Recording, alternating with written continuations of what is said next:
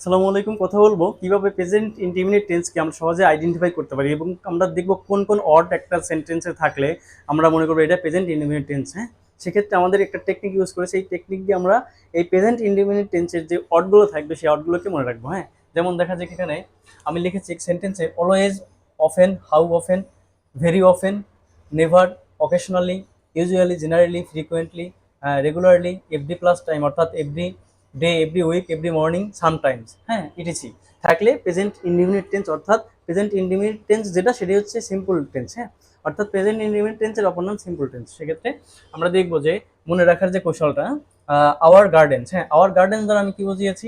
Hour gardens বলতে আমরা ওতে অফেন, ইউতে ইউজুয়ালি, আরতে রেগুলারলি, জিতে জেনারেলি, এতে অলওয়েজ, আরতে রেগুলারলি, ডিতে ডেইলি, ইতে এভরিডে, এনতে নর্মালি, লাস্ট এসতে সামটাইমস। অর্থাৎ এই ওয়ার্ডগুলো যখন একটা সেন্টেন্সে আমরা ব্যবহার করব তখন সেই সেন্টেন্সটা প্রেজেন্ট ইনডিফিনিট টেন্স হিসেবে ব্যবহার করা হবে। হ্যাঁ, আর আমরা জানি প্রেজেন্ট ইনডিফিনিট টেন্সের যে স্ট্রাকচারটা, হ্যাঁ, এক্ষেত্রে আমরা এই স্ট্রাকচার অনুযায়ী প্রেজেন্ট ইনডিফিনিট টেন্সকে দেখব কিভাবে আমরা একটা প্রেজেন্ট ইনডিফিনিট টেন্সকে গঠন করতে পারি বা গঠিত হয়েছে সেক্ষেত্রে আমরা আইডেন্টিফাই করতে পারি। যেমন আমিন ইউজুয়ালি মেক্স দ্য মিস্টেক, এটা প্রেজেন্ট ইনডিফিনিট টেন্স। কিভাবে বুঝলাম? আমরা জানি এখানে ইউজুয়ালি ব্যবহার করা হয়েছে। এছাড়াও যখন আমরা দেখি যে একটা সেন্টেন্সের subject third person singular number হয় সেক্ষেত্রে ভার্বের সাথে এস বা ইয়েস যোগ করতে হয়, সেক্ষেত্রে আমরা এখানে মেক্স ইউজ করেছি। হ্যাঁ, তাহলে এটা নিঃসন্দেহে প্রেজেন্ট ইনডিফিনিট টেন্স। এছাড়াও ইউজুয়ালি আছে we often read news paper, এখানে দেখেন উই অফেন অফেন আছে, সেক্ষেত্রে আমরা জানি প্রেজেন্ট এটা ইনডিফিনিট টেন্স।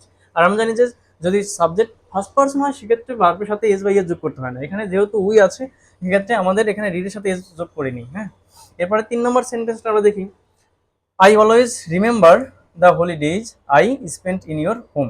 এক্ষেত্রে দেখেন আই অলওয়েজ রিমেম্বার, এখানে যেহেতু আই ফার্স্ট পারসন সেক্ষেত্রে আমরা আর ভার্বের সাথে এস বা এস যোগ করিনি। আর যেহেতু অলওয়েজ আছে সেক্ষেত্রে আমরা নিঃসন্দেহে জানি যে এটা প্রেজেন্ট ইনডিফিনিট টেন্স। হ্যাঁ, অর্থাৎ একটা সেন্টেন্সে যখন আওয়ার গার্ডেন্স অর্থাৎ এই ওয়ার্ডগুলো ইউজ করা হবে তখন আমরা সেই সেন্টেন্সটাকে প্রেজেন্ট ইনডিফিনিট টেন্স হিসেবে আইডেন্টিফাই করবো এবং প্রেজেন্ট ইনডিফিনিট টেন্সের যে স্ট্রাকচার সেই হিসাবে আমরা সেই সেন্টেন্সটাকে গঠন করবো বা আইডেন্টিফাই করবো।